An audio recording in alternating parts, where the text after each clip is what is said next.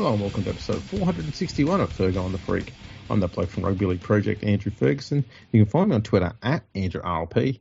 And join me as always is a glorious LeagueFreak. You can also find on Twitter at LeagueFreak. How you going there, mate? I'm going very well, Andrew Ferguson. How are you?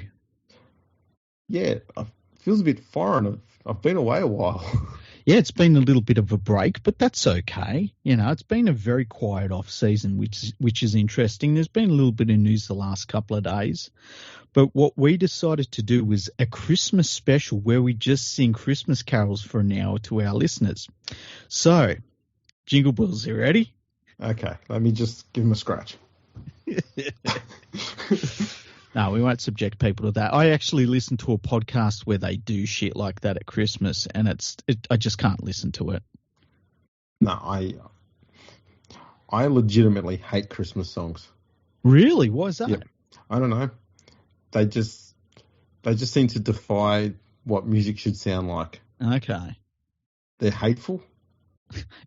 They're despicable. What's hateful about Jingle Bells? I detest Christmas music. Okay. Yeah.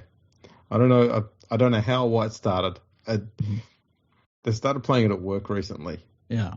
And they've got, all throughout the whole facility. And I'm just listening to it, feeling absolutely miserable going, I think it's just dawned on me that I fucking hate Christmas songs. And as the day progressed, I got more and more pissed off with it. And I went, yeah, no, I genuinely do. I don't like them anymore. I love Christmas. Especially now you've got kids, it's awesome watching them unwrapping stuff and making a mess and loving what they're doing. Love all of that. That's all fantastic. Just hate Christmas songs. That's the only part of them I don't like. I guess there is something about having Christmas songs pumped into a warehouse, like non-stop, over and over again, like playing on repeat, that's a little bit off-putting. Yeah, and you kind of want to have an upbeat environment. And a lot of Christmas songs, while they've got bells in there and it sounds like it's Christmassy and cheery, they're played pretty slow, which it just seems a bit miserable. Okay. Yeah. I guess the other thing is, too, it's like when something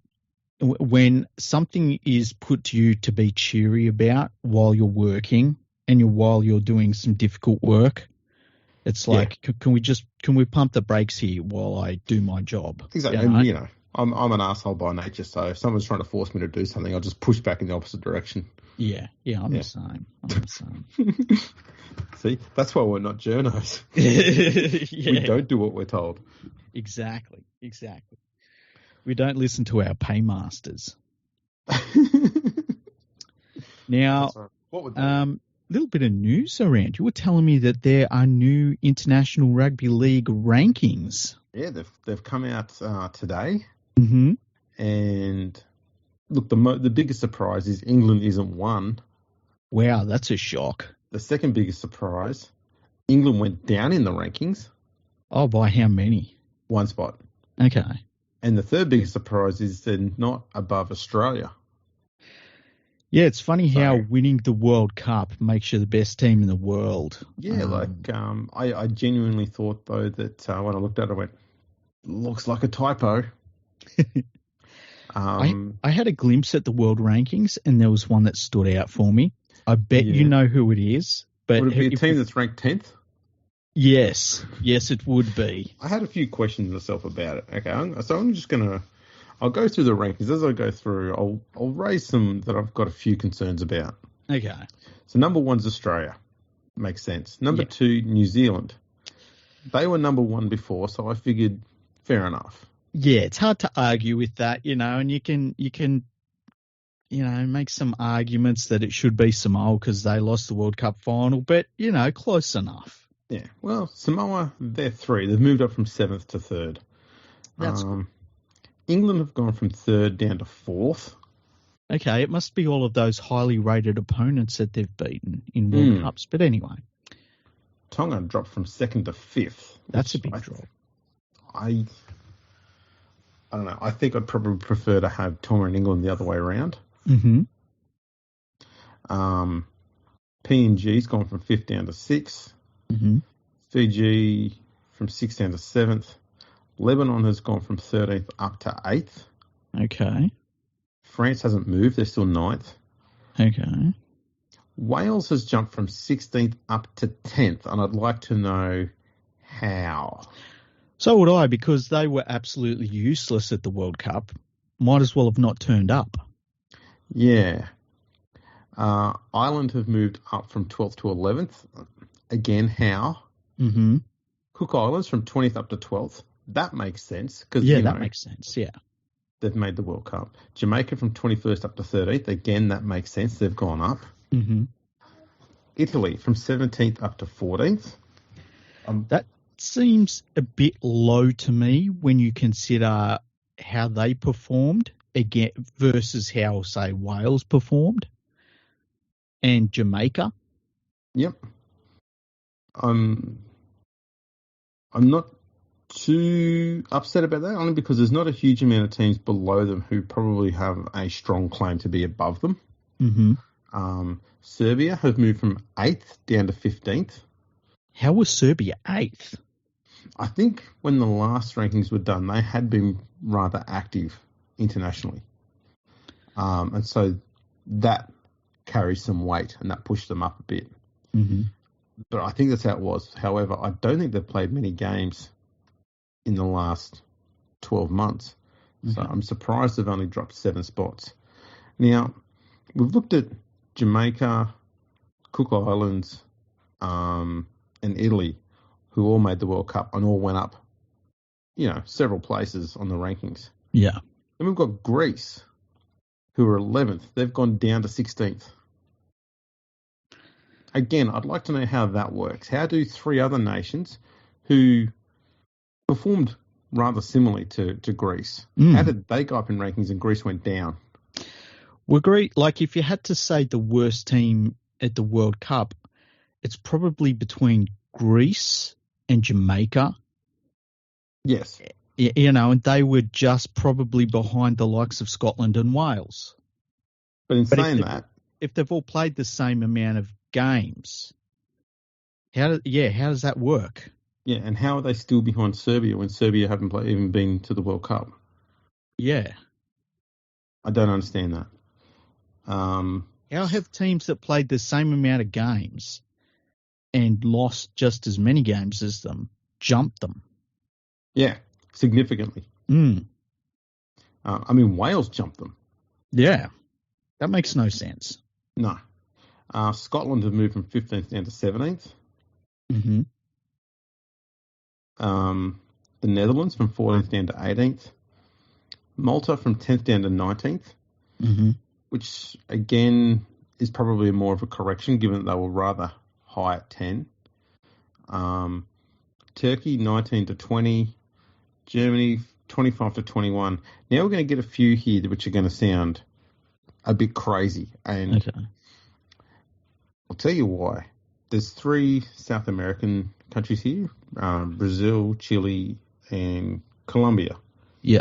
They've all improved an awful lot because the week after the World Cup, I believe it might have been 2 weeks after the World Cup final, they played in the South American Championships. Yeah. So they all played against one another in a little knockout thing. Completely legit tournament. It's all part of the World Cup process.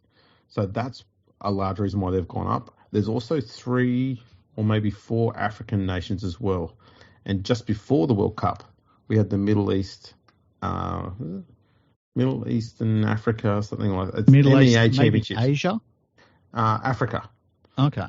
Yeah. So they played their tournament as well as part of this process. And so because they've played really recent games, just either side of the World Cup, they've all got a pretty significant boost here. Mm-hmm. So we'll rattle them off. Chile have moved from, Brazil. They won the South American Championship. They've moved from 40th up to 22nd. Okay. They're the biggest mover. Chile have gone from 32 to 23. Nigeria, 28 to 24. South Africa, 30 to 25. I think they've only played 1 or 2 games. Mm-hmm.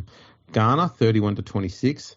Czech Republic, I don't think they've been too active. They've gone from 18 down to 27. Ukraine obviously haven't been too active. Mm-hmm. They've gone from 26 down to 28. The Philippines have been quite active and winning games, and they've gone from 24th down to 29th.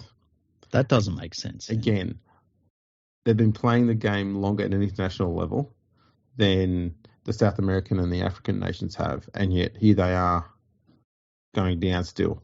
That to me doesn't make sense. Poland, 22nd down to 30th. Cameroon have gone from 36 up to 31st. Kenya are now on the list. They weren't before. They're at 32. Spain, 29 down to 33. Bulgaria, 41 up to 34. Norway have gone from 23 down to 35. Again, I don't think they've played. Colombia from 45 up to 36. Hungary, 35 down to 37. Russia are no longer on the list. Yeah, that makes sense. They were 37th. The US, I don't think have played any games. They've gone from 27th down to 38th. There's some weird shit going on in United States Rugby League. Yeah. And it's to the point where now even I can't follow it. It's just such a mess. It is a mess, and it's not the first time they've gone through this. Yeah. But as an international side, I think that is way too low for them. Mm-hmm. I think they'd be ranking higher than that. Montenegro from 44 up to 39.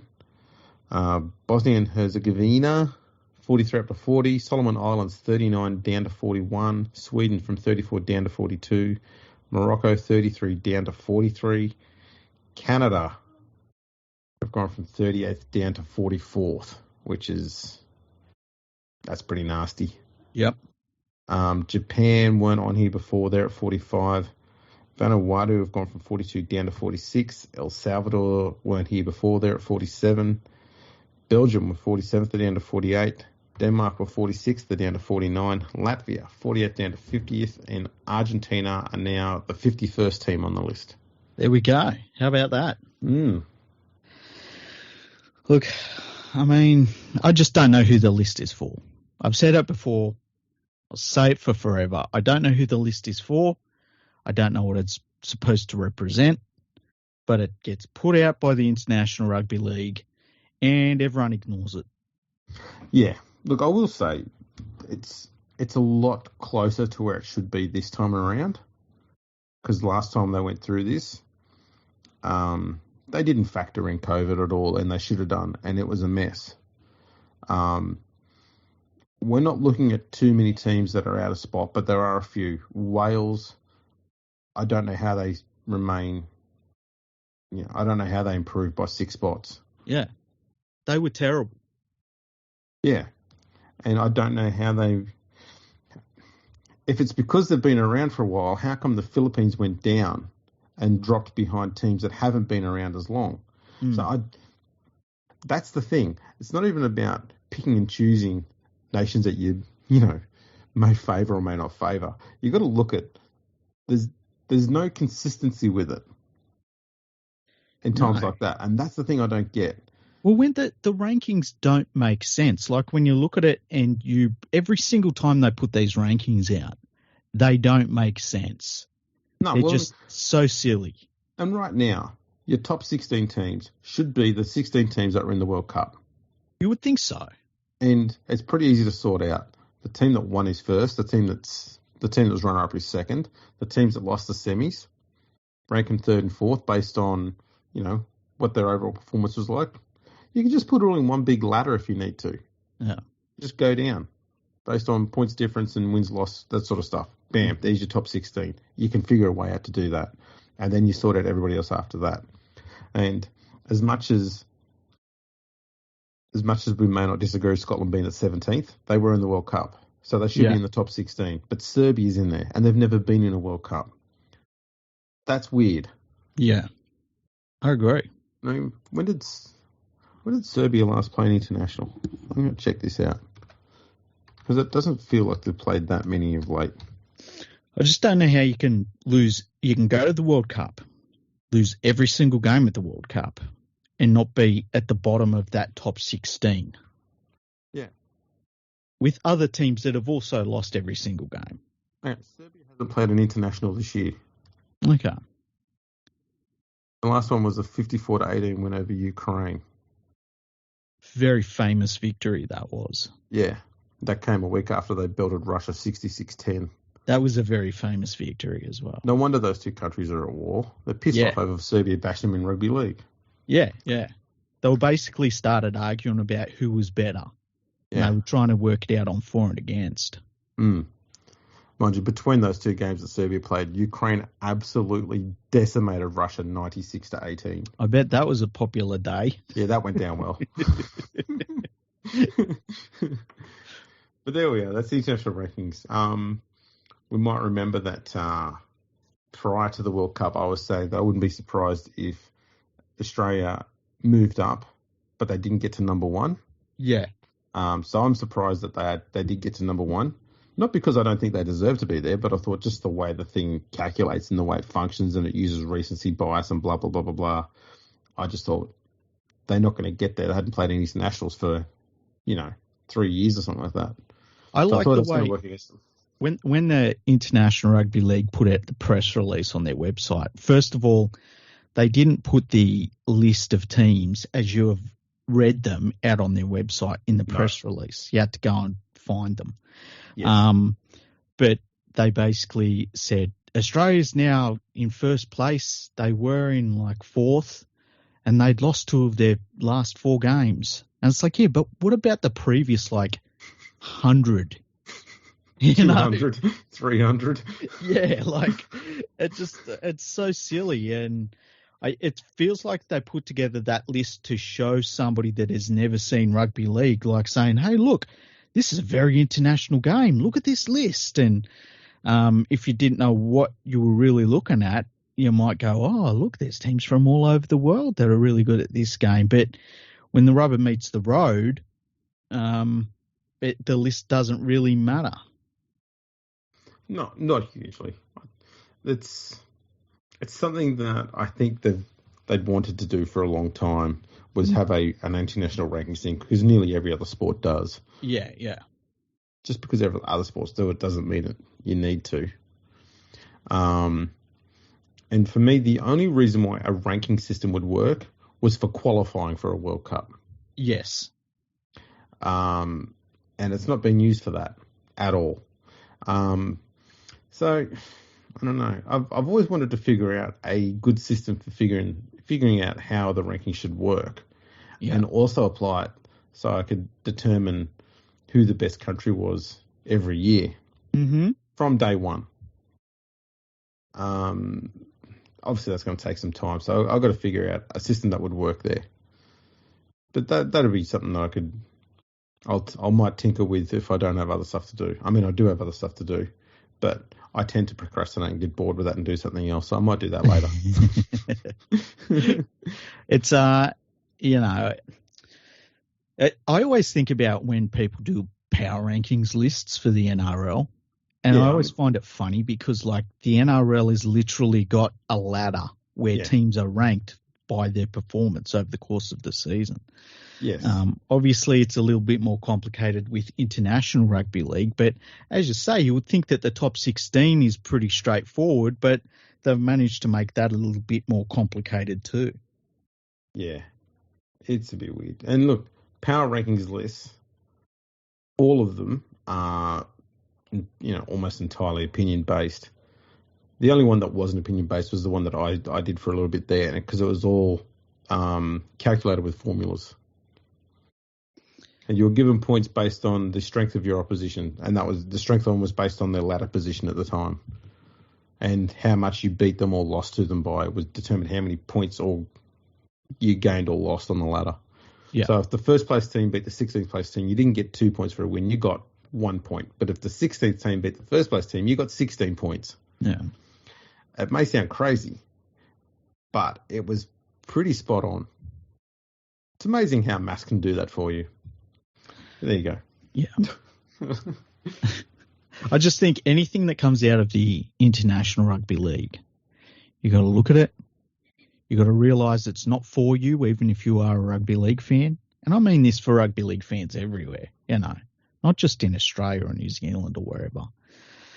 You just got to understand that as people that, for the most part, are very insular and stroking their own ego while they put this shit out. I don't know if you've seen, but there's an issue. Remember how they did the merchandising with the World Cup, and they said Australia put the wrong numbers on jerseys because they'd been asked to. And they said, it's going to, it was supposed to be for marketing, and Australia's fucked it up by doing exactly what you asked them to do. Well, it turns out that they've been taking orders heading into Christmas of merchandise and haven't been sending them out. So they'll probably find a way to blame the Australian Rugby League for that as well. Yeah, fucking hell, Mal. I tell you what, every single aspect of that Rugby League World Cup, especially when you look at the Soccer World Cup follows it up, right? And there were so many, it shouldn't have been in Qatar, right? But there were so many amazing things that happened sports-wise in that World Cup, and it was so exciting. And when you put that up against the Rugby League World Cup, which was just very blah, and probably I think on the field, it was the worst tournament in terms of it was just so uncompetitive for the most part. There was I think you were saying how there were 4 games that were decided within 20 points or something ridiculous like that. Yeah. It just wasn't competitive at all. And we won't, nobody's going to be talking about that great World Cup game that we watched this year.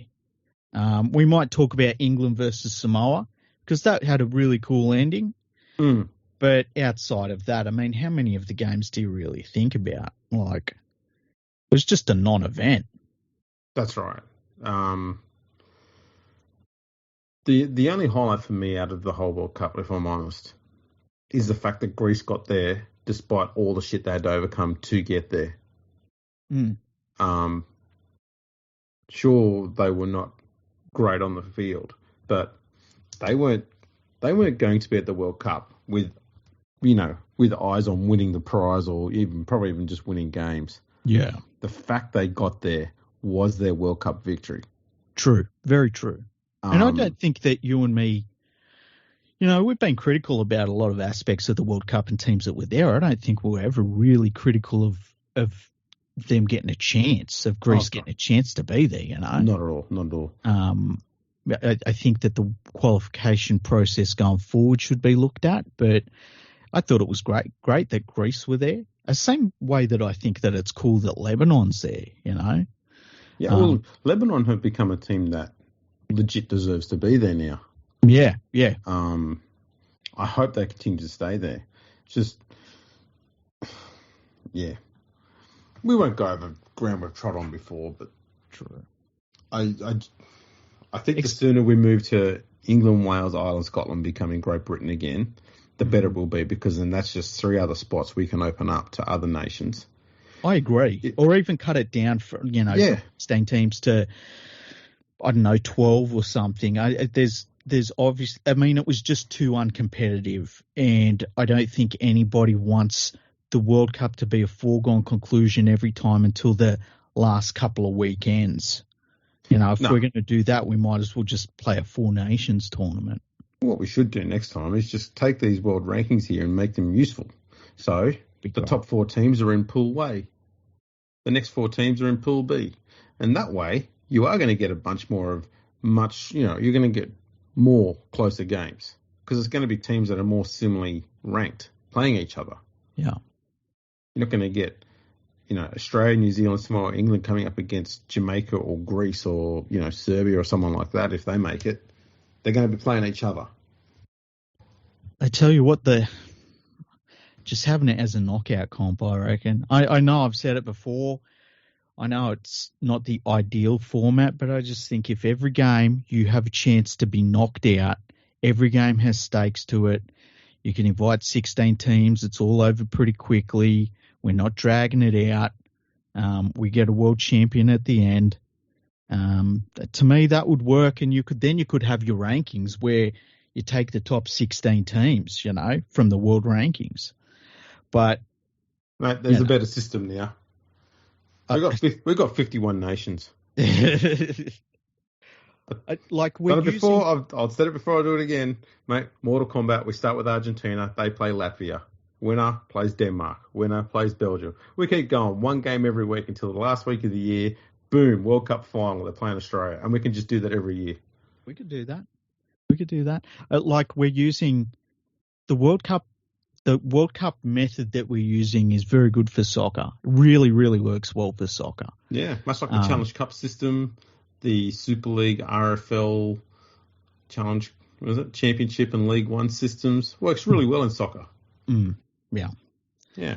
But rugby league is a different sport with different margins. Yeah. Maybe the people that run the game should think about that. Yeah, stop watching soccer. Yeah, exactly. And stop calling it football. It's not football. No, soccer. it's soccer. It's soccer. Right. Get it How right. about that? Did you see the pitch invasion that happened? For people that don't know, in Australia, the A-League, which is the professional soccer league, they decided to do a deal with the New South Wales government. So the grand final would be played in Sydney for like the next 3 years or something for a big sum of money. Yeah. Anyway, soccer fans in the A-League were not happy about it, and I kind of get it. I don't think that system works well for soccer. And so they were all going to walk out at the 20th minute. Now, I thought that was a great way to protest against the decision that was made. Unfortunately, at one game, one group of supporters ran onto the pitch. They threw something at the opposition goalkeeper. Like a steel bin or something. What was it? A steel bin. Yeah. As soon as I saw it, I went, where the fuck did they get that from? Yeah, it's a good point. Had like white powder or something come off it when they threw it too. Yeah, when was the last time you saw a steel bin at a football game? Yeah, never. Yeah. Anyway, and so they attacked the goalkeeper for the opposition, and the referee very valiantly got between the How big are those nuts on that referee? Yeah, very big, because you would think that he ran towards the problem. He didn't away from it. That was very courageous of him. It wasn't like there was just stuff being thrown. He saw people charging the fence, and they were breaking it, and he immediately ran down to the player to try and protect him and did a reasonably good job. Yeah. Mate, the nuts on that bloke. Fair dinkum. Yeah. It was he would be the only human in the world who could tell Chuck Norris what to do, and Chuck Norris would fucking listen. I don't know. I think Chuck Norris would stare him down. Nah. I'm giving full props to that ref, man. Massive nuts. So it was very sad to see, because soccer really struggles to stay on the front foot in Australia in amongst the other sports. And they had got a lot of positive energy out of the Soccer World Cup, because Australia did really, really well.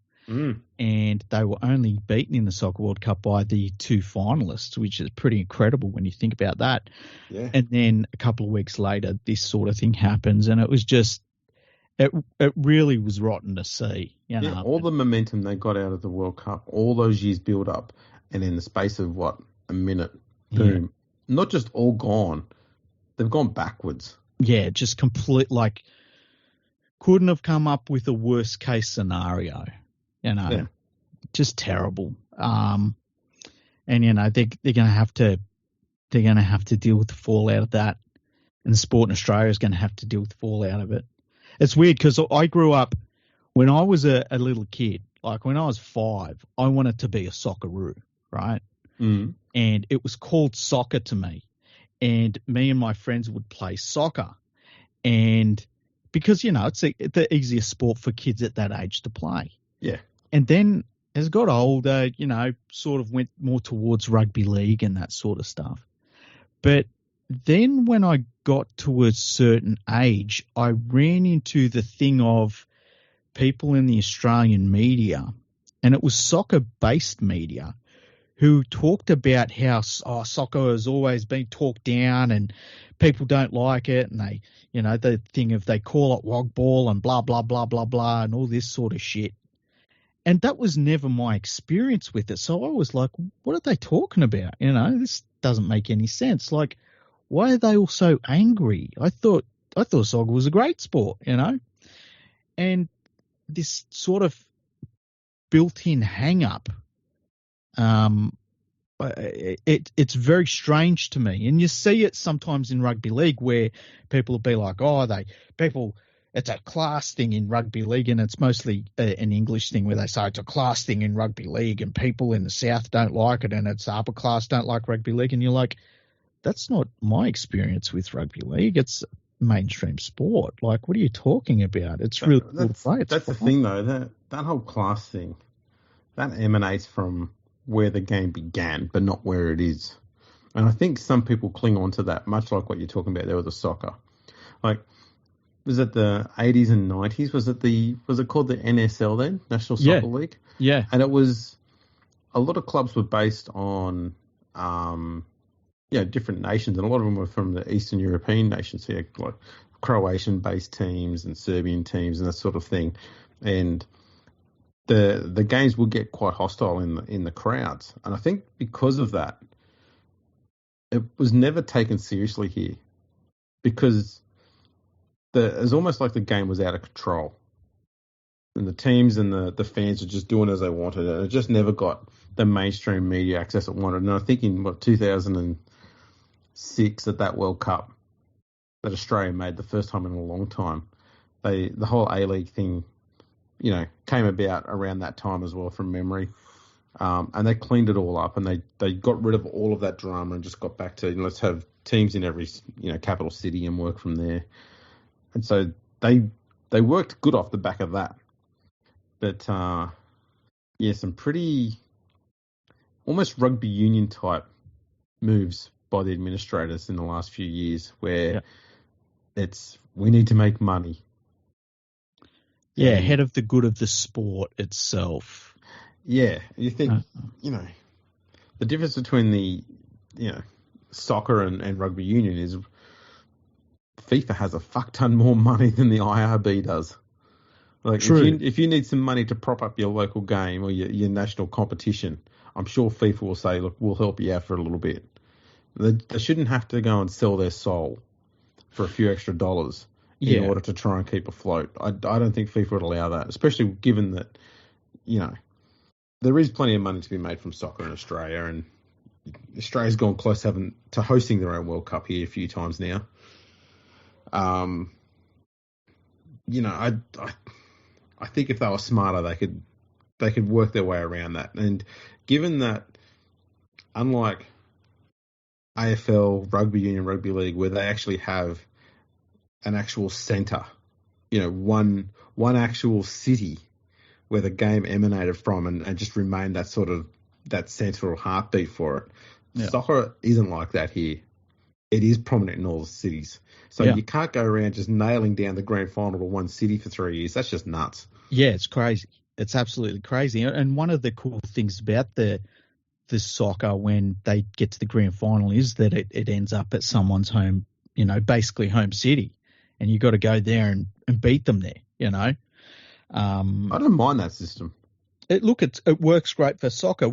I always thought with rugby league that, there was a lot of people that would blow up about it being in Sydney, and it was a lot of people in Queensland, and more specifically the Broncos administrators, and this is in the 90s. Yeah.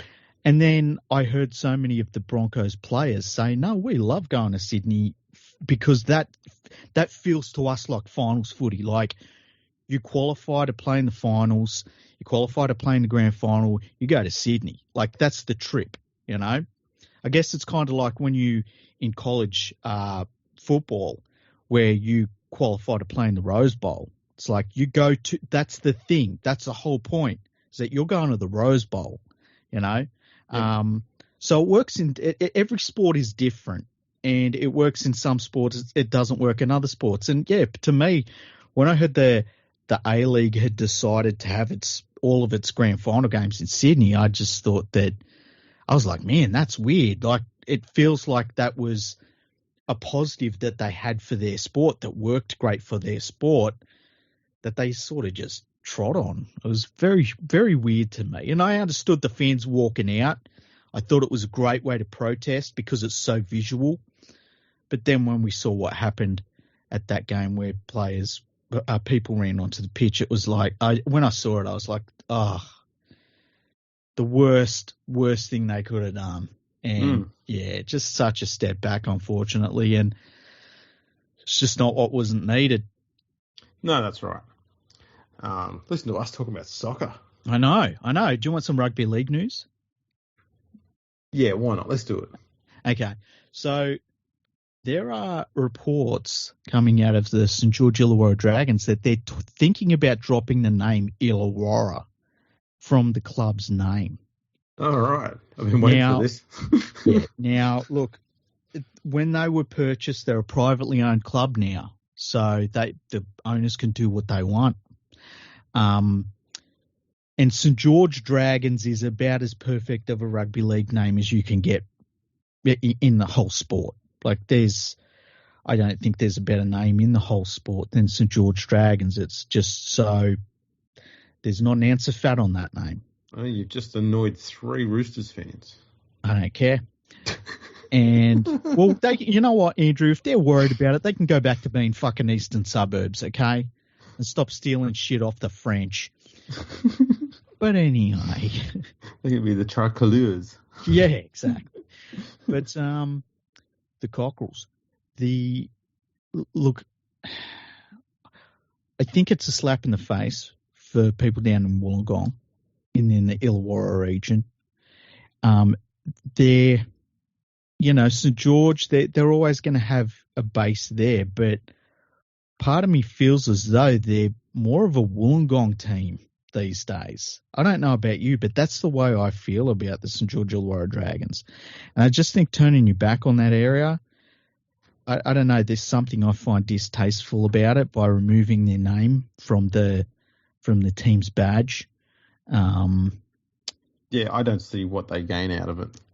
Yeah. There's a bit to lose out of it. Tell you what, though, if I was running the Sharks, I'd be starting to make a few inroads and start saying, you know, people of Wollongong, you know, would you be open to the Sharks playing just one home game down here at Wynn Stadium every year? You just be gentle. Just be gentle. You know, it might open up a pathway to have some of those juniors that are south of Cronulla, because it makes much more sense logistically for Cronulla and Illawarra to have an affiliation than it does for St George and Illawarra. And so, because you could then take Cronulla from having that small base that they have for their juniors and expand it as far south as they want down the coast until they get to the territory where Canberra is. Yeah. But it would help them with their junior situation a hell of a lot more, especially if St George wants out of that. Well, I think if St George wants out of it, they have to be out, you know. Yeah. And that's the thing. Like if I owned the St George Illawarra Dragons, okay, and I decided I decided that how it's working right now doesn't work for me, and I want to commit more to Sydney, and in doing so, I'm going to change the name back to St George Dragons. I changed to St George Dragons and I play my games at the SFS. Because Cogra Oval is not an NRL quality stadium. It just isn't. No. And they could own the SFS. Like, this is a club that in the past has owned Sydney. Without question. Game of the round every week was St George versus someone. Yeah. They can do that again in a brand new stadium there at Moore Park. They can give their members a first-class venue that they will turn up in numbers, and they can commit to Sydney. And that's if they feel as though this having a foot in St George and having a foot in Wollongong isn't working for them. But if they're going to do that, they have to pull out of Wollongong. And I agree with you. I think if the Sharks were open to it, and I've talked about, I think that there needs to be a realignment of junior rugby league in Sydney and who your catchment area is. And I'd be completely open to, if the Sharks wanted to fund it, taking over that whole area for themselves. And if the Dragons don't want it, relieve them of it, you know? Yeah. Yeah, I don't know. I think it's absolutely nuts. And the reason why it's nuts is, at the moment, Cronulla's the team that's in the weak spot, because they're basically locked. You know, they've got the Bulldogs, Tigers, that sort of stuff out to the west of them. They've got the Dragons both north and south of them. So Cronulla's, there's very little room for them to do anything. They're just locked with what they have. Yeah. But if St George Illawarra drop the Illawarra half, that opens up that whole corridor south for Cronulla. But it then means that St George is then the team that's locked because they'll have, the Bulldogs to their west, and they'll have South directly to their north, and Cronulla, Illawarra below them. It just seems nonsense. I don't think you'd ever want to be a team that's got teams all around you and you're locked in. You want to be able to have that freedom to move around, which is why, Penrith have always got opportunities to draw more people in everywhere because there's no one locking them into a certain small locked area. They can keep expanding further west if they want, as could the West Tigers. Yeah. There's no one stopping their growth further away if they want to stretch their boundaries further with, junior catchments and stuff like that. That's kind of where that's the kind of the luxurious area you want to be in. You look at teams like South, the Roosters, and they're part landlocked, and also other part of them is locked by other teams being so close around them that their junior area and the junior base is so small, but there's next to no chance for them to expand it because they're just going into neighbouring teams' territories. Yeah. So it just seems nuts to be wanting to move out of that. And if it's just to drop the name Illawarra, the only thing that comes after that is Illawarra says, well, if we're not good enough to be on your badge, fuck you, we don't want to be a part of you at all. And then Illawarra just says, we don't want anything to do with this team anymore. Yeah, and then, it's got to play into, funding for stadium upgrades and things like that for Wollongong Stadium or WIN Stadium. The consortium that owns the Dragons is part of the WIN group, the WIN television group. So they're obviously going to want to play games there. But, when you decide to take the name of the area off your badge, stop calling yourself that. Now you're just the St George Dragons. The people of Wollongong are not going to take kindly to that, and if they stop turning up, then what's the use? Yeah, it'd be like the West Tigers call themselves the Balmain Tigers again. Yeah, and playing games at Campbelltown. It'd make no sense, but it's a privately owned club. They can do what they want. That's true. On a different note, but still speaking about the Dragons. Yes. Earlier today, they made a post that just said, finishing 2022 off with a bang. And I went, reads a bit different coming from a team that has Jack de Belin in it. Well, it's, what? Did you see the thing where, because they had a blow up at training. They did. And it was, what's his name? Zach Lomax and Zach Lomax. I forgot the other guy. Mate, there's always a problem with fucking Lomax. There's always some drama around him. I legit think that he's just not happy at that club. Who gives a shit? No, I know that, but I think that's the reason. I don't think it's him with an issue as I don't think he's difficult or anything like that. I think it's just that he's just not happy there. Yeah. That's all. I think that's all it is. It's just frustration. You see it from a few players every now and then, but as far as I'm concerned, he's got the skills and everything to be a very good player in the NRL. But when we see that he's not happy, and I don't think this has happened. Something that happened last year. I think this has happened from that whole fucking barbecue bullshit that went on during COVID, and he got suspended and all that sort of gear that went on there. I think it started then because his form dropped drastically after that. And he was very poor last year compared to how he was in 2019, start of 2020. Yeah, half the player. So, I just think he's not happy there. I honestly think that, if he's not happy there, I'd just release him. They've got so many bog average players at that club. Basically, the only good players they have are either called Ben or Hunt, and everyone else is just crap. It's They've got some real issues there. Yeah. Like, if somebody's not happy there, it's like, how about you play better? How about shut the fuck up and play better? Like, I saw them doing a post-training session with the New South Wales Waratahs Rugby Union team. What the fuck is that all about? Yeah, that was weird. I don't know what that's about. That's crazy.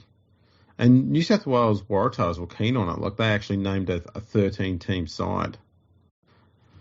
It's crazy, you know. The Rugby Union, they keep doing this whole dance. They do, eh?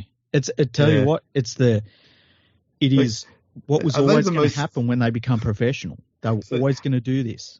Are they the most in denial sport in the country? Probably. Like, what's the most prominent and successful form of rugby union at the moment? Rugby sevens. And it's not that successful anymore, hey? Like, I was reading some stuff about it during the week, how how they've got that circuit that they set up. The crowds for that are apparently just have fallen away. And people are really not happy with where rugby union's at as a spectacle. And of course, and like, when you look at the financial meltdown of rugby union in England, it is phenomenal how much money they have lost. Like, they've lost hundreds of millions of pounds, and like, their clubs are going bust all over the shop, and they're going to rebrand it. I don't know why rebranding it makes it any different, but rugby union, it worked well in Rugby League. Why not? Well, look, rugby union has some issues to sort out. In Australia, rugby union's completely fucked. And it's funny when they talk about what the problem is. None of them talk about the elephant in the room that is the National Rugby League just is too big. And then in New Zealand, where it's one of the few places that can self-sustain itself, there's just not enough people to generate enough money for it. And they have traditionally relied on Australia, and Australia's rugby union's fucked. So they're in trouble there. There's an awful lot of similarities between Rugby League and Rugby Union in that area when it comes to Australia and New Zealand, and that is they've always relied on one another and regular visits from England. Well, I know I'm talking about in the past, but at least in Rugby Union, Australia, New Zealand, England were always very competitive with one another, and they would regularly tour all the time. And that's how they kept generating interest and generating income and revenue sort of stuff. They kept that going. They were very good at doing that whole traditional stuff. That kept working for them all the time. But eventually, the financial side of it started to catch up with them. Things started to fall apart. And New Zealand has now become isolated. Yeah. And that's the worst thing possible for them, because they are pretty much as far away from every other nation out there that's playing rugby union as there is. Yeah. They can no longer rely on, the Australian competition to help them out financially, or the Australian team to give them, good competition and big crowds and that sort of stuff. The tours from England, they're going to start to dry up a bit given their financial situation as well. So they're going to start getting isolated. They've still got plenty of cash and they're still doing very, very well. There's no doubt about it. But they'll start having to foot bigger bills in order to get the same level quality opposition on a more regular basis. They'll have to start doing more tours. Their clubs will probably have to start travelling further to get that opposition as well if the Super Rugby thing doesn't work out anymore. Well, they locked in because they've got that Super Rugby Union competition where South Africa left it. And then they basically cut it all back down and tried to streamline it and stuff like that. And it was a non-event this year, but they've locked into that non-event format for the next 4 or 5 years or something like that. They've got next to no other option though, have they? That's the problem. Well, that's the thing. That's the thing. And where do they go with that? Especially as the NRL, like, even on a bad day, is making so many more times money every single year than they have. If I was the NRL, I'd be setting up. I'd be setting up for about 3 years from now, where I'd just say, boom, we're adding 3 New Zealand teams. We're going to have a draft of New Zealand talent. It's going to be like $30 million worth of like untapped salary cap in New Zealand for anybody that plays any form of rugby that wants to play rugby league. Be interesting if that happened, eh? Yeah, I'm on board with that. I'd like to see him put a team in Wellington first and foremost. Yeah, well, we've talked about it. I don't know where the ideal place is, but I just think you don't want to have another one in Auckland. Let the Warriors have Auckland, but put a team in Wellington. Put a team in Wellington. What about Christchurch though? Well, you go there, but you want to have 2 well-established teams first and foremost. And rugby league is not huge in the South Island, so get those 2 teams up and running, get them good. You don't need to give them much time. Like put a team in Wellington, give them 5 years, and then start making moves to put a team in Christchurch. That's all it would take. And if I was the NRL, my move into Christchurch would be because they've been talking about having an indoor stadium built in Christchurch, and you can't really justify it with just one rugby union team there.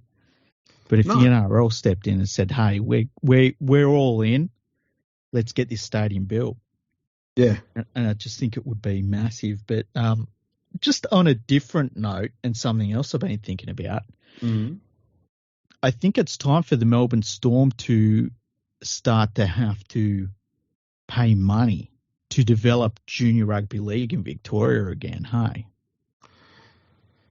yeah. It's a tricky one. I don't know how they go about it. They've got so many competing forces down here and so little base to work from. But I actually don't mind if the NRL foots the bill a little bit to start with, because that stupid fine that they gave the Storm for going over the salary cap. I'm not saying it wasn't justified, but the way they issued that fine should have been done differently, so it came entirely out of the, I don't know, maybe the pockets of the people who were paid money by the Storm to actually do all of that rorting, so that the club and the junior system that they had just started working on wasn't punished so heavily, because that's what happened. Yeah. But I wouldn't mind if the NRL was doing a dollar for dollar type thing as far as investment goes for a few years, not a lot, just to help get it set up, started, promoted, all that sort of thing, and then let the Storm take over the running of it from there. Because as I think the point you were getting to was more the fact they've been around for 25 years. Yeah. Time you start doing something. Exactly. And at some point, your club just becomes a freeloader on the work that everyone else is doing. And when you think of the freeloading clubs in our game, the Storm are now, as you say, a quarter of a century. Now you're freeloading. You know, and I understand you're not going to have a massive junior base, but do something, you know, do anything at all. Yeah. Well, they set up some sort of centre of excellence type sort of thing that I'm aware of anyway, in the northern suburbs of Melbourne here a few years back. And I don't think it got to get started because by the time they finished getting set up, COVID came along. Yeah. But that was something that I believe the NRL invested heavily in to get started on. And it's because there's a lot of Islander people live in the northern suburbs of Melbourne. Mm-hmm. And I think the local competition's got 2 or 3 teams in the northern suburbs. There's only like 6 teams all up or so in it. Yeah. So most of them are in the north. So that was kind of the idea behind that. What they plan to do with it, though, I don't know. I've not heard anything about it for a year or 2. Yeah. Or what progress there is, what the plans are. I do know that the Storm have recently announced that they're going to start having more junior teams at more different age groups or something along those lines. Good. That's good. So the ball is moving in that direction, which is a good thing.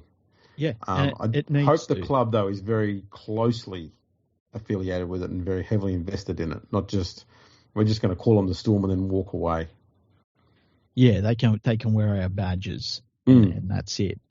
Because look, every club that's at that top level, that's what it should all be about. Is, you know, we've talked about it before. The ideal rugby and the ideal NRL club breaks even exactly to the dollar, because every dollar that they make that would be profit, they should be pouring into junior rugby league development and real development, not just buying elite juniors.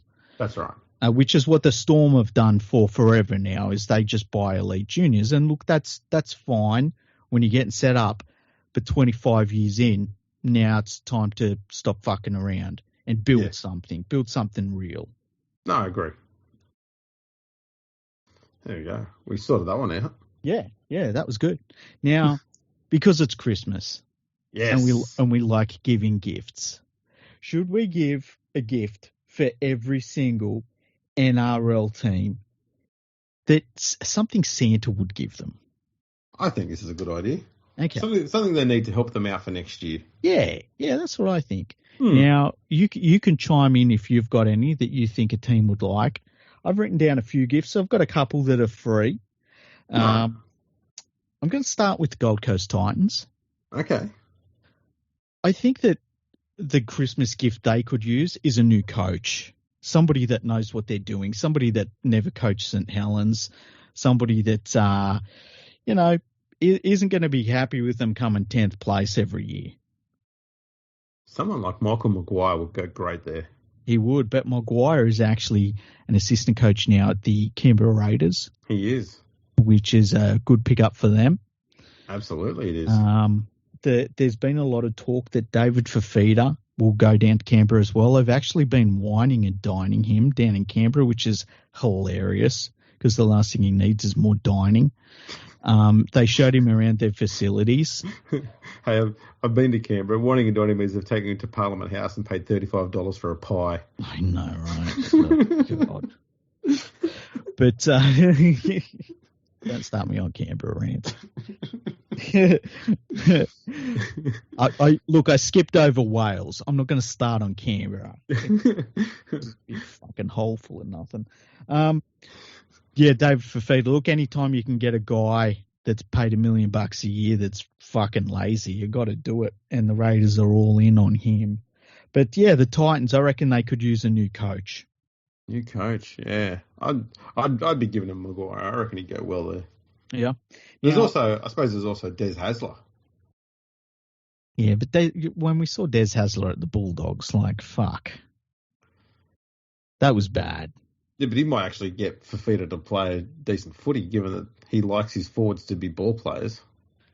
Yeah, but look at Des Hasler's track record with giant, oversized second rowers that play out in the centres. It's not good. It's better than what the Titans are doing at the moment, though, under a St. Helens coach. That's true. Now, the Canberra Raiders, I kind of spoiled this one a little bit. The thing that I would get them is an overpriced, lazy second rower. That's what they want, apparently. That's what they sat on Santa's knee and said they wanted, so I'd give that to them. You give them that? Yeah. There's a few they could get. Who would be the next overpaid, lazy second rower? Ooh. Dave Taylor. Man, I wonder what Dave Taylor is doing now. I feel like Dave Taylor is like doing mining or something somewhere. He could be. I feel like he wears like high vis and I don't know. I don't know, maybe someone like that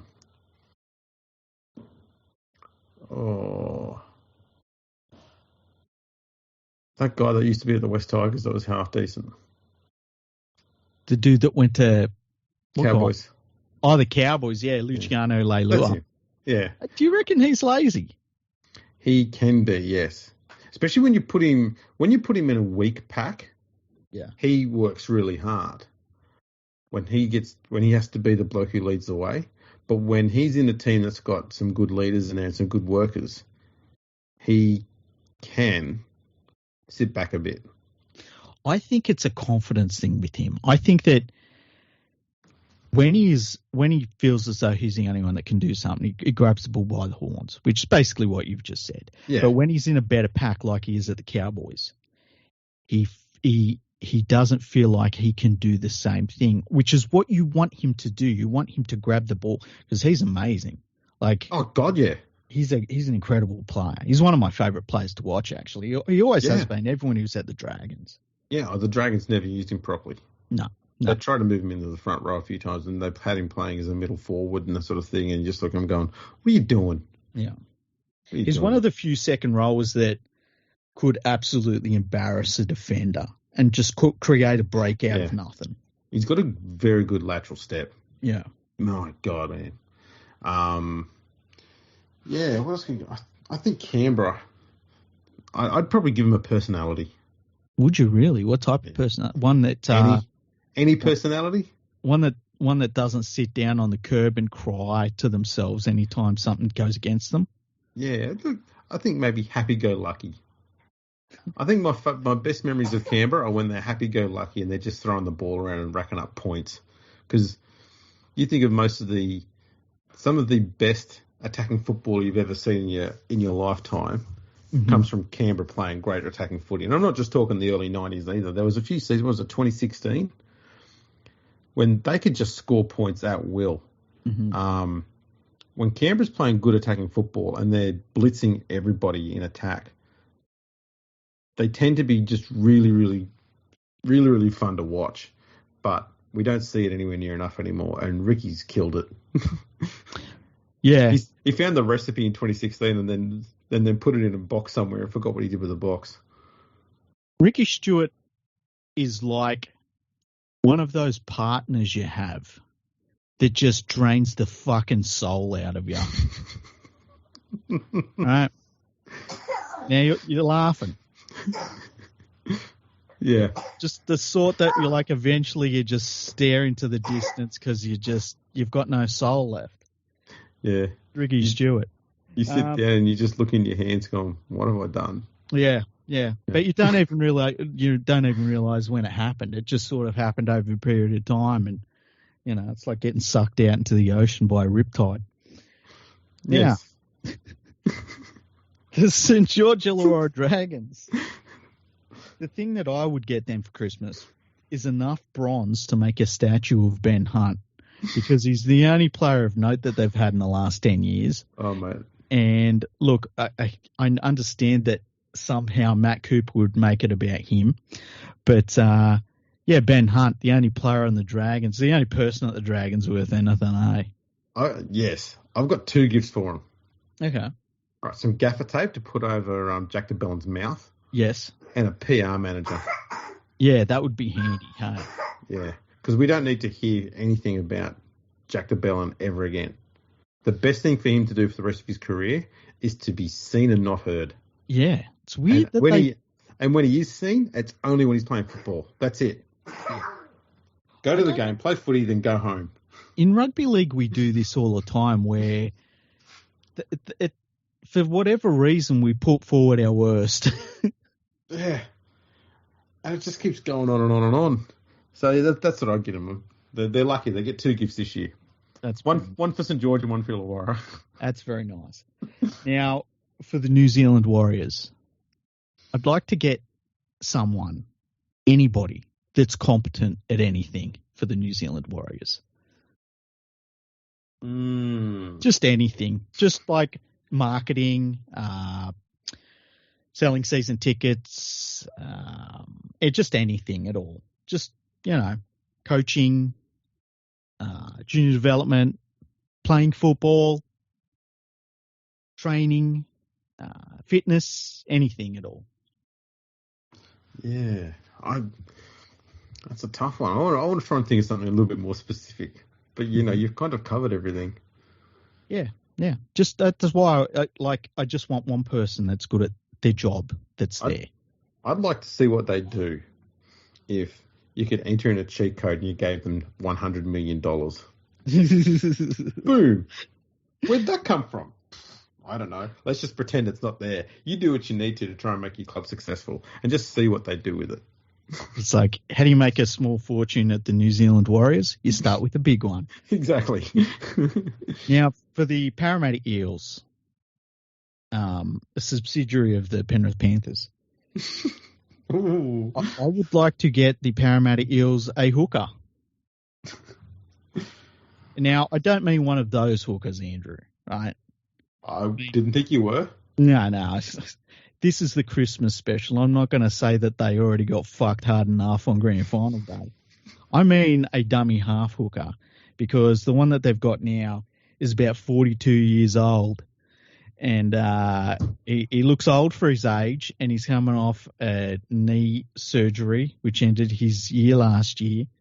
And I don't think he's going to last too long, and they're going to need a replacement for him really quickly. So I'd get them a hooker. I'd get them about another $800,000 so they can sign Mitch Moses so he doesn't go to the Tigers. Did you see the giant contract that they handed out during the week? To Dylan Brown? Yeah. It was a weird one. It was like we've given him an extension for 1 or 2 seasons, but an offer for him to take up until he turns 94 or something. Yeah, to 2030, I think it was. It's nuts. And it's got clauses in it and stuff that he can leave and they can break it and stuff like that. And it's like, why? Why the fuck did they do that? It's insane. Yeah, very strange. They've gone a bit loco in this off-season. Yeah. Because they've got rid of a whole heap of good players and signed none that I'm aware of. It sounded like the sort of dumb fuck idea that Nathan Brown had come up with, hey? It's like, you know what you need to do? You need to commit the next 20 years to this 5'8" that's very good defensively, but when he plays in the big games, he goes completely missing. Yeah, that's funny. I saw a thing on Instagram the other day saying, can Parramatta go now one step further? I went, they're going to be struggling to make sure they don't go 4 steps backwards. Yeah, exactly. But if they do go better, Jerome Luai is going to be very proud of his children. Now, South Sydney Rabbitohs. I actually like the Rabbitohs. Hey, I like seeing them do well. So I wasn't cruel with them. I'd like to get them the replacement, and not necessarily now, but just the guy that we know is next, the replacement for Cody Walker, because Cody Walker is, he's only got a few more years left. There's nothing wrong with his form. He's a very good player still, but I would just like to see, Ilias's halves partner emerge this year coming up. Yeah, that's fair. I'd like to give them a Bugatti Veyron. Yeah. So they can park that in Latrell's garage next to that Mercedes he's got. Next to that $250,000 Mercedes, which is actually $70,000. Yeah, that he didn't own. Yeah, that was his mate's. Yeah, that's right. So I think that would go well, because let's be honest, he deserves it. Yeah, true. The Sydney Roosters. I would get them some local juniors. Now, for any Sydney Roosters fans that are listening and they don't understand that combination of words, right? But no, I would get them some local juniors. Some local juniors? Yeah. Roosters. You know what? I think I'll be kind. I think I'd just get them some luck. Okay. They've had fuck all luck in the last few years, mostly with injuries. Just a year with some luck. Okay, that's not a huge amount. Just luck with injuries. Just a little bit. Let's go on to one that's less controversial than the Sydney Roosters call. Mm-hmm. The Manly Sea Eagles. Oh. I'd like to get them a float at the gay and lesbian Mardi Gras. Inclusion, Andrew. I'm all about inclusion. And I think that if the Manly Sea Eagles don't have a float there, it's a disgrace. No, I'm with you on that. Yeah. I'd probably get Manly some Kevlar vests. Yeah. Because they're going to need it when that coach starts getting stabbed. It's so fucking shit. It's going to get nasty. You know what? I'm sorry, Manly fans. I'm kind of looking forward to it, hey. It's going to be such a fucking mess that it's just, I want to just eat popcorn and watch it. The only thing that's saving the West Tigers from a year of media barrage, because the Tigers are going to get, trust me on this, they're going to get so much positive media this year, it's going to be sick, and it's all because of Sheen's being there. Yeah. All right. The only thing that's going to save us from that sickening outburst from the media is the knives the media are going to have out every fucking day for Seabold. Yeah. So Kevlar vest, he's going to have one on the front, one on the back. Okay. So one is a scarf, one is a helmet. What is a scarf? one you wear like a cricket box, some around his thighs. You should be fine. Seeing as you brought up the West Tigers, Mm-hmm. I would get the West Tigers a trip to go and see the Wizard of Oz because they need a brain, a heart, and the fucking nerve because they haven't got any of it. And they need a path as well. Yeah. So that's what I would get the West Tigers. I would get the West Tigers a do-over. For what? The West Tigers. The whole thing. The whole joint venture. Yeah. That's fair enough. Let's just say that last year was the West Magpies, and then we'll start this year as the West Tigers. You know what? The Magpies can even have the 2005 grand final. I'll let them have that. Yeah. They've got to take all the other shit that went with it as well, though. And we'll just go back to, West Tigers, established, 2023. That's fair enough. That's my offer. Yeah, that's fair enough. The Canterbury Bankstown Bulldogs. I would get them the world's best fantasy rugby league team manager because they're going to need it because the way that their roster's being handled right now, they're going to end up playing like fucking 12 players to play for other clubs in about a year and a half from now. It's going to be great. Yeah, it's almost like Des has returned. Yeah. We used to joke about it at the Panthers, remember? And now he's doing the same shit at the Bulldogs. The Melbourne Storm. I'm getting them some local juniors as well.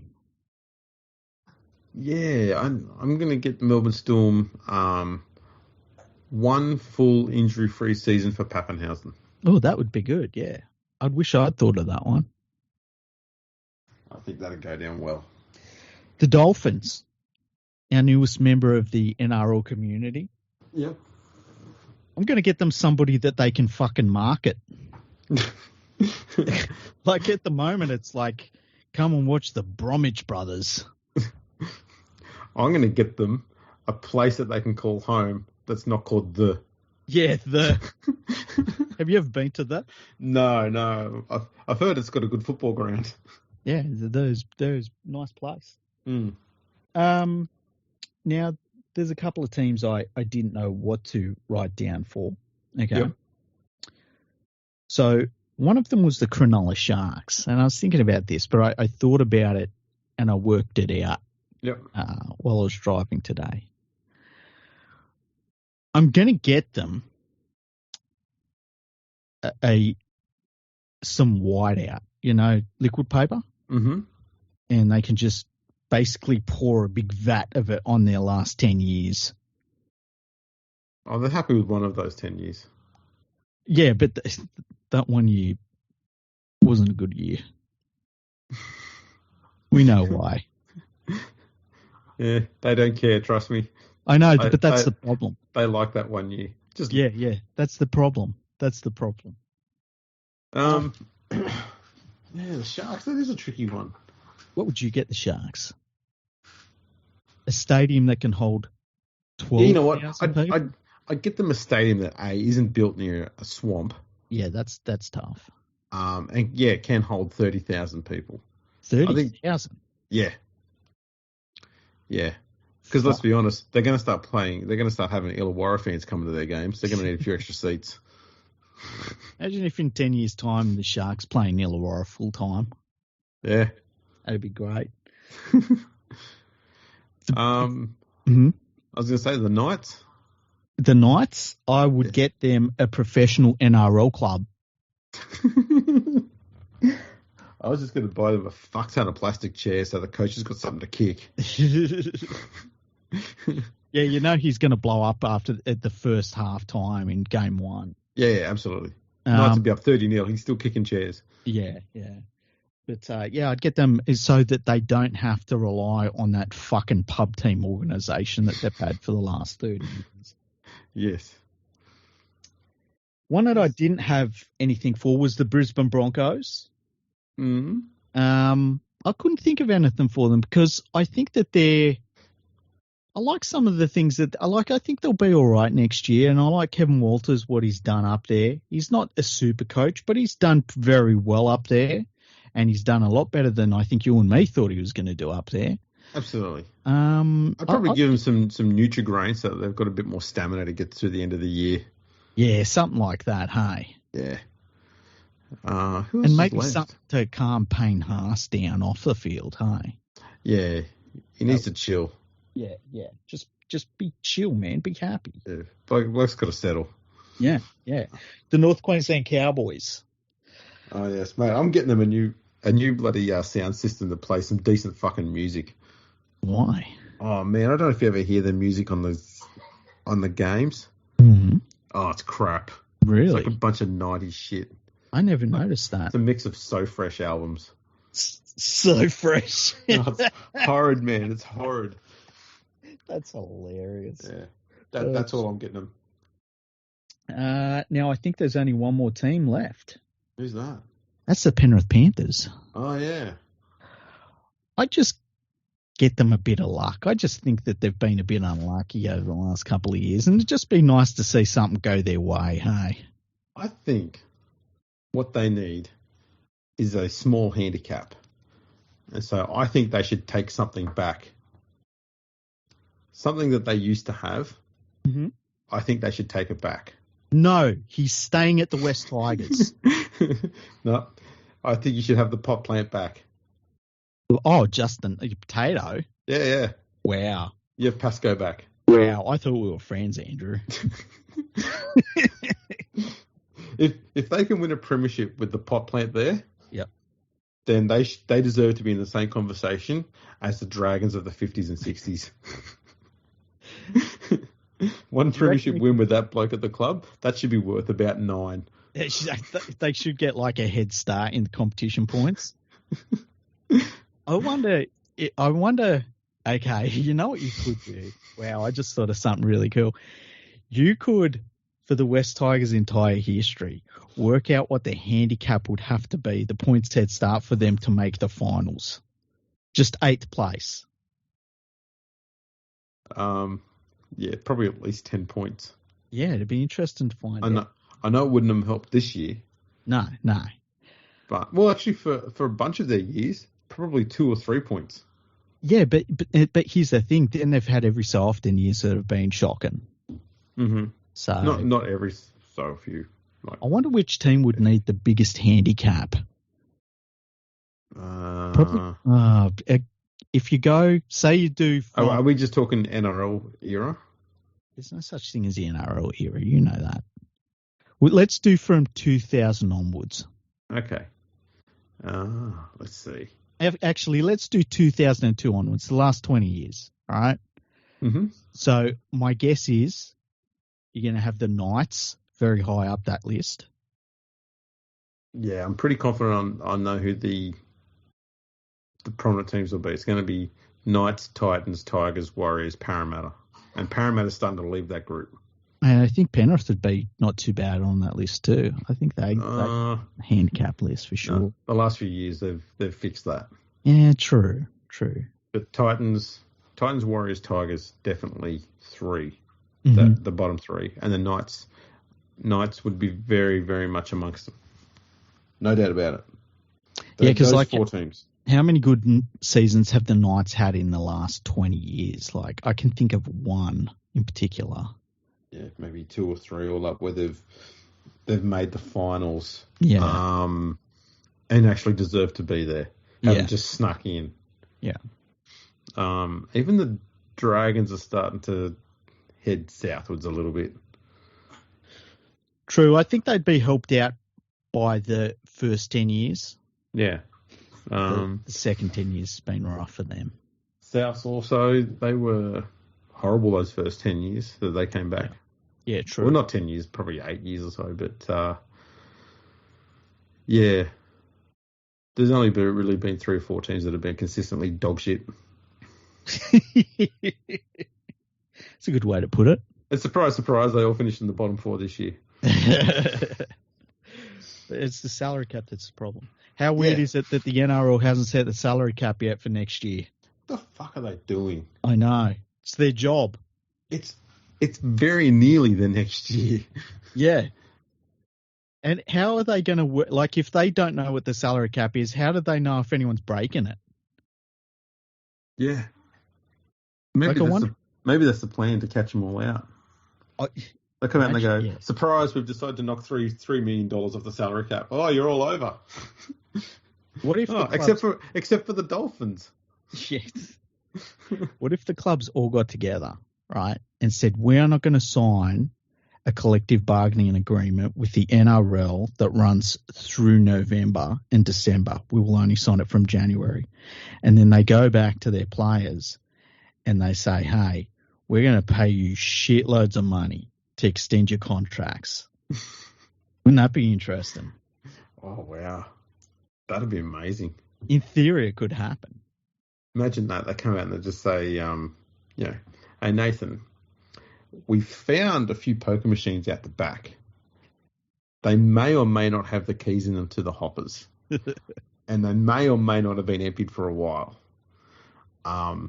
If, you're walking past and your hand accidentally bumps the key and it opens the door up and the money falls out of it into your pocket, finders keepers. Do you reckon? And I don't know the answers to this, right? But with how much money Nathan Cleary is on, I feel as though whatever is in a poker machine would be nice, but not. Oh, it's not close. Yeah, it's just be like, oh yeah, that's nice weekend there. Yeah, it's a few grand. Yeah. That's it. That's what I thought. The hoppers aren't too big on them. Yeah. The no hoppers, yeah. You're not going to feel, unless someone's feeding hundreds in there, but even still, they do get full after a while. Yeah, true. You're not going to get too much in there. Not a big poker machine player. Hey, I find them boring. They are boring. Yeah. I think it's because it's like you just press a button and you're waiting. And it's all just numbers in a computer. It's not like you're thinking, oh, my luck. It's just am I going to be here when it goes off? It's entirely rigged. Yeah. That's not me, talking bullshit like that. They are designed to not pay out 100% of the money that goes in there, or more than that. It's designed to pay out less. Yeah. Between 70 and 85% or so. Mm-hmm. So, yeah, don't put your money in there. Go and spend it at the bar, get yourself shit-faced instead. Responsible service here. Go and bet on sport. On outcomes of results and stuff like that. If you want to spend money on gambling and stuff like that, at least on that one there, you're using your intuition and you're using a bit of nous. There's no nous or skill or anything like that involved in poker machines. Your son agrees. He does. He knows I talk fact. Yeah, but don't bet on basketball games day to day. You bet on basketball games day to day, you're going to lose money. Because even if you bet on good teams to win, if basketball teams lose, man. Yeah.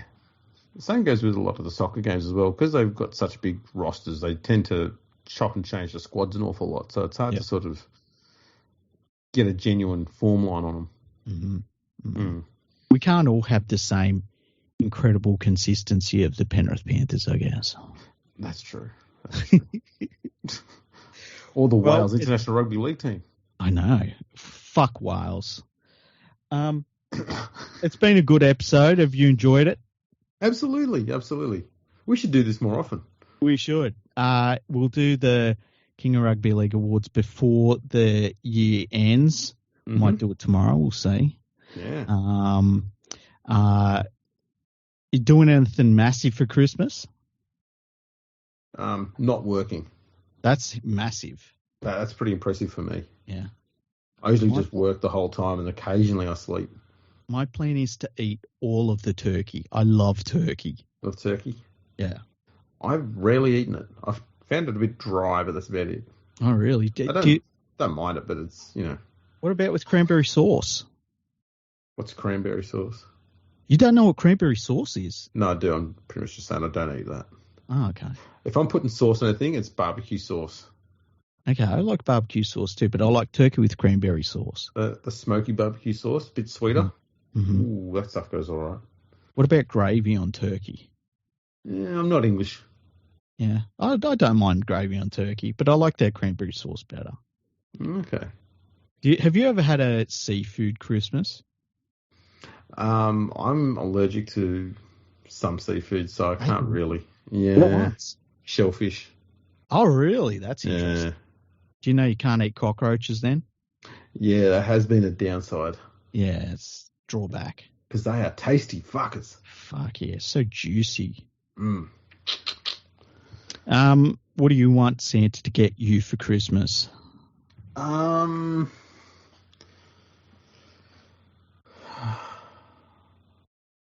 Nothing from the West Tigers.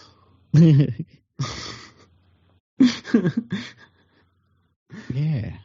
That's it. You wouldn't want season tickets from the West Tigers? No. Okay. No. I did reply to one of their tweets the other day. They put out there saying, if you're looking for gift ideas, why not? Why not consider one of our season tickets from the West Tigers? And I went, I think I might reconsider. Look elsewhere. I'm not interested.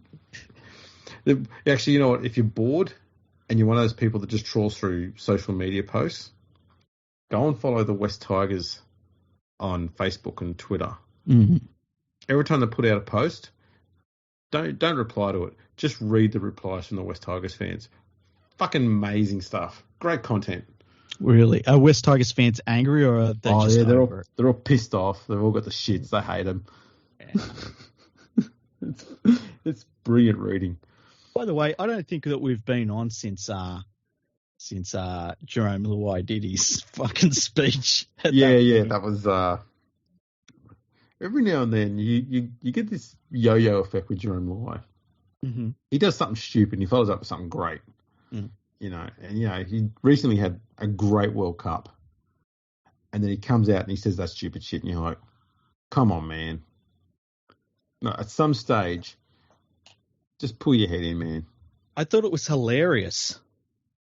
I thought it was funny to see people reacting to a best man speech at a wedding none of them were invited to. I know, it's that whole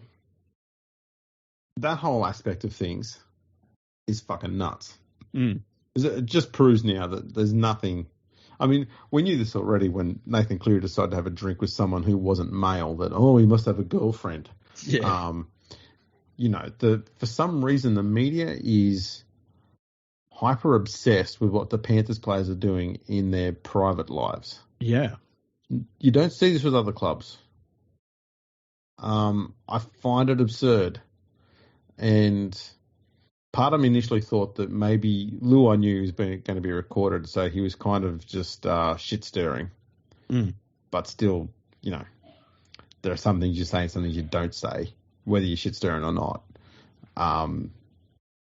So there's that. But yeah, just at some stage you just got to go, you know what? Yeah, he said the wrong thing and whatnot, but some of the suggestions, he should get suspended for this or that, and going, just fucking ease up. Yeah, just calm down. Yeah, it's not a real problem. Yeah, he's at a private function. Like, it's like everyone in the media's forgotten what private means. Yeah. Until you start talking about their private life. Yeah, then they deserve privacy. Oh, that's privacy. Yeah, matters now, doesn't it? Yeah, that's right. Yeah, that's pretty much it. What else would I like for Christmas? Actually, the one thing I would like for Christmas is to get the next yearbook finished before Christmas. Yeah, can't wait to read the yearbook, hey? It's touch and go. Oh. We're trying to get it done. We're pretty sure we've got nearly all the content there, so it's just piecing it all together. Yeah. But it will be out earlier than the other years, which is the main thing. That's hoping to find a publisher who'd be interested in printing out all three of them and maybe putting them on sale somewhere as well. So we'll see how we go with that. Yeah. Yeah. over the next couple of weeks, I plan on taking a lot of pictures of the stuff that I collect and putting it on my Instagram. Awesome. That'll give me something to do. Yeah, so that'll be fun. You better not be fucking commenting on shit. I got all these Mandalorians I've gotten made and stuff, and I'm like, oh, look at this, and you're like, oh, it looks like a fucking letterbox. So I'll do some of that.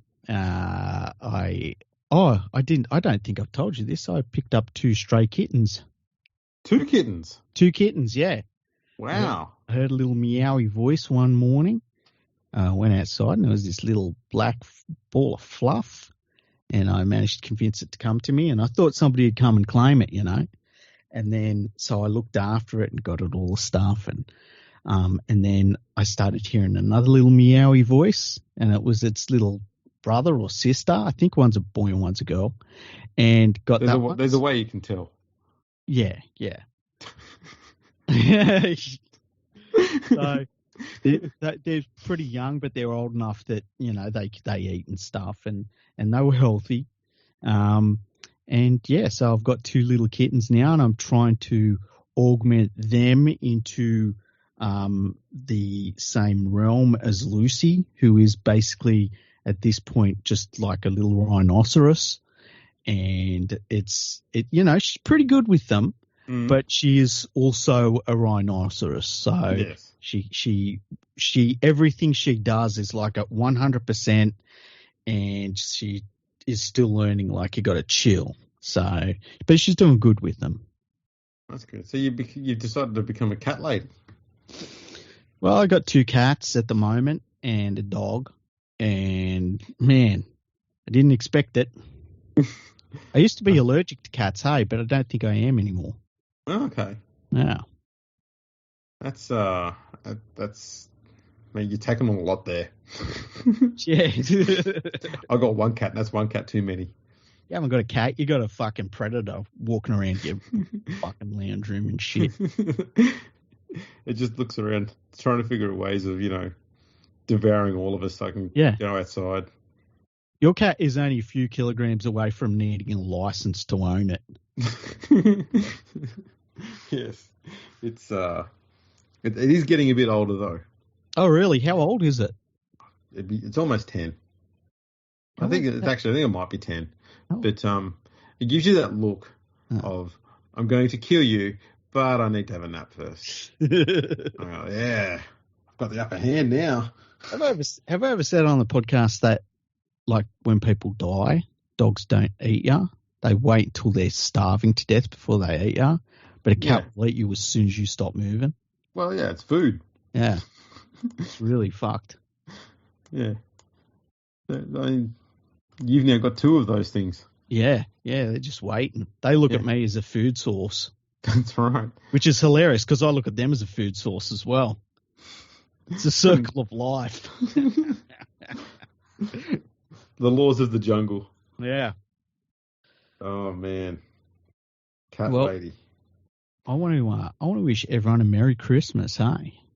Yeah, Merry Christmas, everyone. Make sure you check out Die Hard. Yep. Make sure you go to our episode of when we were watching Die Hard. Mm-hmm. That can be your companion. And hope all your Christmas gifts that you don't need to re-gift or throw away or give to other people, because that's just work, really, isn't it? Pretty much, yeah. I hope you don't have to ask for receipts. Yeah, it's always embarrassing when you're like, man, this thing doesn't fit me, or I've already got this, or whatever. I don't want this. Yeah, I don't want this. Who the fuck are you? Get the fuck out of my house. That exactly. Sort of thing. Yeah, and give me back my kittens. Yeah. That sort of thing. Remember to leave milk and cookies out for Santa. Yeah, he likes cookies. Yeah. And have an awesome Christmas. Absolutely, and we will. We'll try and get the King of Rugby League awards out very, very soon, as a bit of a second Christmas treat. Geez, we're looking after you guys today. Yeah, we're awesome. That's our Christmas gift to everyone. That's it. You get our awesomeness again. And we have every intention of being here again next year. Yeah, of course. Like, it's just because it's been so quiet. Is that like, what are we supposed to talk about? You know, everything went quiet and stuff. And yeah. I mean, as we proved today, there was so little to talk about. We started talking about soccer. Yeah. Is that what you really want? No one wants that. No one wants that. You deserve better. Yeah. Thanks for tuning in, everyone, again. Make sure you check us out on the socials on Twitter and Instagram at Fergo and Freak Pod. We're on Facebook, LinkedIn, YouTube. Check us out on all of those as well. And we'll catch you all next time.